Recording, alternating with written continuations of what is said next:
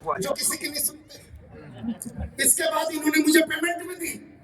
उस दिन मुझे पता चला कि यहाँ की पुलिस डटी हुई है, तो इन्होंने मुझे खाकी कलर का, क्योंकि वर्दी है इनकी, इन्होंने मुझे खाकी कलर के लिफाफे में पेमेंट दी। अब मैंने ये देखने के लिए कि पुलिस वालों ने कितने पैसे दिए हैं, उस खाकी लिफाफे का छोटा सा कोना फाड़ा था। अच्छा, तभी एक कांस्टेबल ने मेरी बुद्धि पकड़ ली, बोला बेटा सरकारी कागज फाड़ दिया। बाबूजी 20,000 में बुलाया था, 4 लाख रुपए में छोड़ा। एक पुलिस वाला घर में अपने बेटे से बोल रहा था कि आज के बाद जब भी कभी अपना नाम लियो तो साथ में बोलियो कि तू इंस्पेक्टर भवानी सिंह का लड़का है। ये बोल के पुलिस वाला चला गया। घर में पत्नी को लगा नहीं यार ये तो बच्चे के अंदर घमंड की बातें भर रहे। माँ बोलती बेटा ऐसी बातें नहीं बोलनी चाहिए, इन बातों से घमंड होता। कुछ दिन बाद मैं और विनीत जी उस पुलिस वाले के घर पे गए, तो विनीत जी बैठे तो पुलिस वाले का लड़का पानी लेके आया।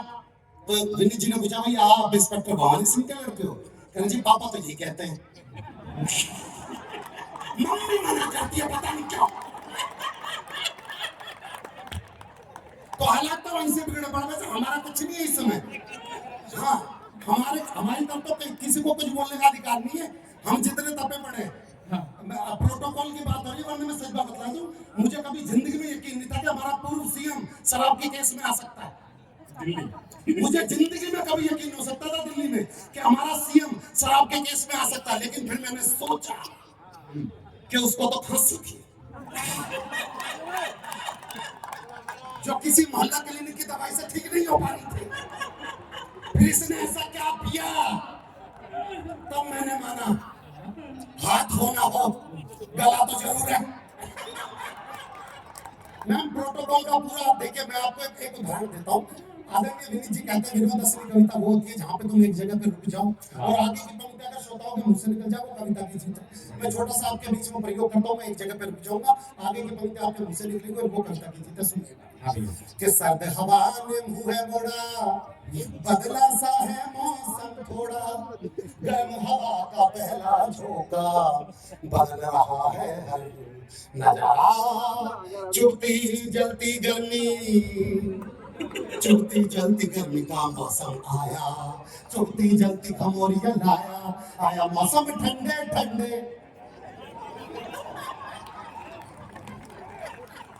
मैं सच में दिल्ली से हूँ, मैं सच में ऐसी 4 पंक्तियां सुना सकता हूँ कि एक जगह पे मैं रुक जाऊंगा और चौथी पंक्ति पे आप सब ताली बजाएंगे और पंक्ति बाल निकला कहाँ का धनी था वो तो कम बाल निकला, और मैं ही थी जो मोदी की तरह गरजती रही वो तो फांसने वाला।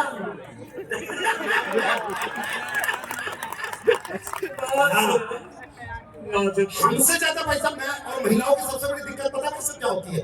ये जितनी महिलाएं यहाँ पे बैठी हुई है, जितनी महिलाएं वहां बैठी है, जितनी महिलाएं वहां बैठी है, महिलाओं की सबसे बड़ी दिक्कत जब ये सास बनती है ना बहू अच्छी नहीं मिलती, जब बहू बनती है तो सास अच्छी नहीं मिलती, जब देवरानी बनती है तो जेठानी अच्छी नहीं मिलती, जब जेठानी बनती है तो देवरानी अच्छी नहीं मिलती, जब नंद बनती है तो भाभी अच्छी नहीं मिलती, जब भाभी बनती है तो नंद अच्छी मिलती। और बात रही पति की, वो तो आज तक किसी औरत को ढंका।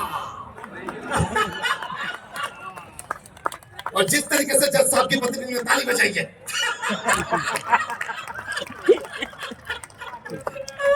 और महिलाओं की सबसे बड़ी दिक्कत वो हरिद्वार की तरफ 2 बसें जा रही थी, आगे वाली बस में सारी सास, पीछे वाली बस में सारी बहुएं, तो सास वाली बस खाई में गिर गई। देखो ये सारी बहुएं हंस रही हैं। इसे कहते हैं दूसरों की खुशी में अपनी खुशी ढूंढना। मेरे 1000 मंचों का तजुर्बा, जैसी कविता पढ़ के नीचे होता तो कम से कम 4 नई नवेली बहुएं आके पूछती है भैया कौन से टूर एंड ट्रेवल से भेजी थी तुमने अपनी सास? तो जैसी सास वाली बस खाई में गिरी, बहू वाली बस में एक बहू ने रो रो के ओ मेरी सास, ओ मेरी सास। सबने बोला ओहो तू तो बहुत प्यार करती थी। कह रही ना मेरी वाली तो आई ना। हाँ। और मैं भी जिन्होंने रामगीत पढ़ा भाई साहब इनकी बतला दूं, जिन्होंने रामगीत पढ़ा बढ़िया ये मेरे से पूछे विनोद तीसरा नेत्र खुलना क्या होता है, परले कैसे आती है?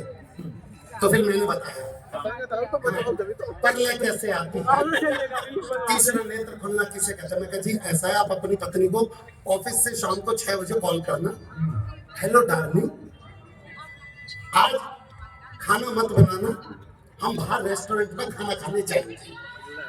फिर 6:30 बजे फिर दोबारा फोन करना और बोलना सुनो डार्लिंग वो पिंक वाली साड़ी पहनना उसमें तुम बिल्कुल बॉम्ब लगती हो। और अब 7 बजे मोबाइल फोन स्विच ऑफ कर लेना, और रात के 10 बजे जाके घर पे सिर्फ इतना पूछ लेना कि डार्लिंग खाने में क्या बनाया है। तो अब जो खुलेगी वो तीसरा नेत्र होगा, और अब जो घर में आएगी वो परले होगी। पर मित्रों, एक बात जानने से पहले देखिए, जब हम यहाँ पे आके तो हमने पूरा कार्यक्रम देखा है। आदरणीय विनीत चौहान जी का धन्यवाद, करण जी का धन्यवाद कि इस बड़े इतने भव्य मैं मंच पर आज आप सबके सामने पढ़ पा रहा हूँ। लेकिन एक आपसे निवेदन है कि कहीं ना कहीं जब वो बच्चियां यहाँ पे अपनी प्रस्तुति देती है, आज पहला नवरात्र था, आपकी सबसे ज्यादा नैतिक जिम्मेदारी थी उन बच्चों के लिए ताली बजाने की। बस एक बात फिर सुन लेना कि दिल से दिल को जोड़ रहा वो तार टूट जाएगा, कला और संस्कृति का आधार टूट जाएगा। ना वाह, नहीं तालियां बजा रहे हो, इन चुप्पियों से तो कलाकार टूट जाएगा। और जाने से पहले मैं 2 कविताएं सुना देता हूं सर। कविता क्या होती है, कविता सुन लीजिएगा सर। अब मैं चौथी पंक्ति नहीं पढ़ूंगा, चौथी पंक्ति सारी महिलाएं सबसे पहले समझेंगी। सुनना जी, 2 कविताएं सुना के मैं अपनी जगह पे। पहली कविता है कि कुंभ की ओर जाते हुए हम एक महिला रोती हुई नजर आई। कुंभ की ओर जाते हुए हम एक महिला रोती हुई नजर आई, तो हमने अच्छे नागरिक की ड्यूटी निभाई। हमने पूछा, बहन जी आपका ऐसा क्या खो गया जो आपकी मानसिक स्थिति हिल गई है? बोली, भैया पिछले कुंभ में जो सांस खो गई थी ना। और एक और शनिका सुनिएगा साहब, देखिए कि विपक्ष का एक नेता मरकर पहुंचा यमलोक। विपक्ष का एक नेता मरकर पहुंचा यमलोक, तो यमराज जी उसे देख के रह गए शौक। यमराज जी बोले, आइए नेताजी आइए, आप तो सीधा स्वर्ग में जाइए। आइए नेताजी आइए, आप तो सीधा स्वर्ग में जाइए। तो विपक्ष का दूसरा नेता जो नर्क की ओर कर रहा था प्रस्थान, रुककर पूछने लगा, उससे स्वर्ग मुझे नर्क, जबकि पाप एक समान। अरे हम दोनों ने मिलकर मोदी जी की सभी नीतियों का खंडन किया है, और मोदी जी को हराने के लिए हमने ही तैयार महागठबंधन किया है। यमराज जी बोले, मैं जानता हूं कि नेताजी ने सदा ही गलत रास्ते अपनाए हैं। और अगली पंक्तियों पे आपकी तालियां। कि यमराज जी ने बोला, मैं जानता हूं कि नेताजी ने विपक्ष में रहते हुए सदा ही गलत रास्ते अपनाए हैं, मगर वो क्या है ना, मरने से पहले नेताजी कुंभ नहा के आए हैं। मरने से पहले नेताजी कुंभ नहा के आए हैं। और बस एक छोटी सी बात बतला दूं साहब, आपने एक लड़का सुना होगा 54 साल का, जो भारत जोड़ो यात्रा का। दिक्कत यह है कि उसका टाइम चला घर जोड़ो यात्रा का। वो पिछले दिनों आंध्र प्रदेश में चला गया। आंध्र प्रदेश में हिंदी बोली नहीं जाती, तो वो भीड़ में से निकल के वो नेता आ रहा था, राहुल गांधी जी आ रहे थे वो स्टेज की तरफ। तभी इटली में आंध्र प्रदेश की एक महिला बैठी हुई थी। वो खड़ी हुई और राहुल गांधी जी के सर पे हाथ रख के बोली, येंडू वरकिने तुम्बा, येंडू वरकिने तुम्बा। तो राहुल गांधी जी खुश हो गए। वो तो ऐसे मौके तलाशता, कहते बस बस अब की बार हमारी सरकार को आने से कोई नहीं रोक सकता। एक अम्मा ने मेरे सर पे हाथ रख के बोला, ये इंडू रखे ने तुम्बा। तो नीचे से एक आदमी ने उसकी हिंदी बताते हुए बोला राहुल जी आपसे बोलिए बेटा, तुमसे नहीं हो पाएगा।